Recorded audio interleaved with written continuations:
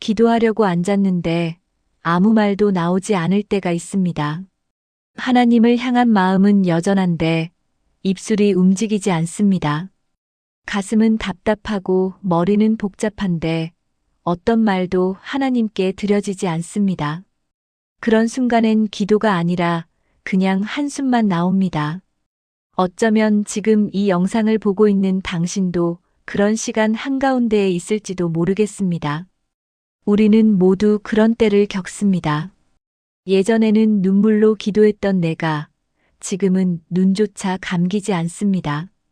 마음은 식은 건지 지친 건지 스스로도 잘 모르겠고 어느샌가 하나님이 멀리 느껴집니다. 말씀도 잘 안 읽히고 찬양도 그저 흘러갑니다. 어느 순간 이런 생각이 들기도 하죠. 하나님은 정말 나와 함께 계신 걸까? 지금도 내 기도를 듣고 계신 걸까? 아니면 나를 외면하신 걸까? 기도가 막히는 이유는 하나가 아닙니다. 누구나 겪지만 누구도 쉽게 말하지 않는 부분이죠. 어떤 경우는 단순히 너무 지쳐있기 때문입니다. 감정적으로, 육체적으로, 또 영적으로 과로 상태일 수 있습니다. 계속되는 삶의 무게에 눌려 마음의 에너지가 고갈되면 기도조차 짐처럼 느껴지기도 합니다. 또 어떤 경우는 내 안에 아직 정리되지 않은 감정들이 쌓여 있어서입니다. 답답함, 서운함, 억울함, 슬픔 같은 감정들이 마음을 막고 있어서 하나님께 온전히 나아가지 못하는 거죠. 또 하나는 신앙생활이 길어질수록 찾아오는 익숙함입니다. 기도가 하나의 루틴처럼 느껴질 때 말은 하고 있지만 마음이 따라가지 않을 때 그 공허함이 결국 기도를 멈추게 만들기도 합니다. 이런 상태를 겪을 때 우리는 종종 스스로를 책망합니다. 내가 영적으로 게을러졌구나. 내가 하나님께 소홀했구나. 하나님이 화가 나셨을지도 몰라. 하지만 꼭 그렇지만은 않습니다. 때로는 그 막힘이 우리가 하나님께 더 깊이 이끌리는 과정일 수도 있습니다. 성경 속 인물들도 동일한 시간을 지났습니다.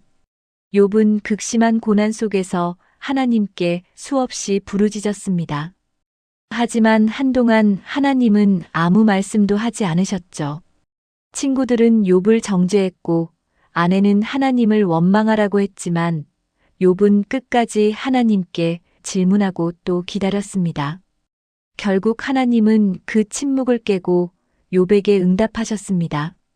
그 대화 속에서 욥은 깨닫습니다. 하나님은 멀리 계셨던 것이 아니라 그의 고통 속에 함께 계셨다는 것을요. 또 시편을 보면 다윗의 고백이 있습니다. 여호와여, 어찌하여 나를 멀리 하시나이까? 어찌하여 나를 돕지 아니하시나이까? 이런 절규는 우리에게도 낯설지 않습니다. 그러나 시편의 끝에는 언제나 회복이 있었습니다. 하나님의 선하심, 신실하심, 인자하심을 다시 노래하며 마무리됩니다. 그 이유는 하나님은 결코 다윗을 떠나지 않으셨기 때문입니다. 침묵은 곧 부재가 아닙니다. 오히려 하나님은 그 침묵 가운데서도 일하고 계셨습니다. 당신이 지금 그런 침묵 속에 있다면 기억하세요. 하나님은 여전히 가까이 계십니다.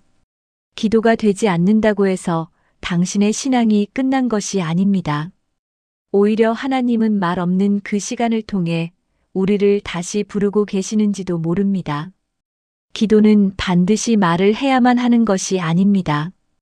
때로는 조용히 앉아 있기만 해도 눈물 한 방울만 흘러도 그것이 온전한 기도가 될 수 있습니다. 하나님은 당신의 마음을 듣고 계십니다.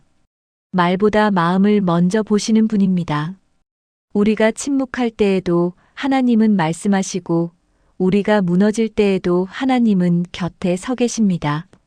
오늘 당신이 무슨 말을 하지 못하더라도 괜찮습니다. 하나님은 당신을 이해하십니다. 그리고 기다리십니다. 기도가 되지 않을 때 그저 그 자리에 머물러 보세요. 하나님의 이름을 조용히 속삭여 보세요. 아무 말이 없어도 괜찮습니다. 그 자리에서 하나님은 여전히 당신을 바라보고 계십니다.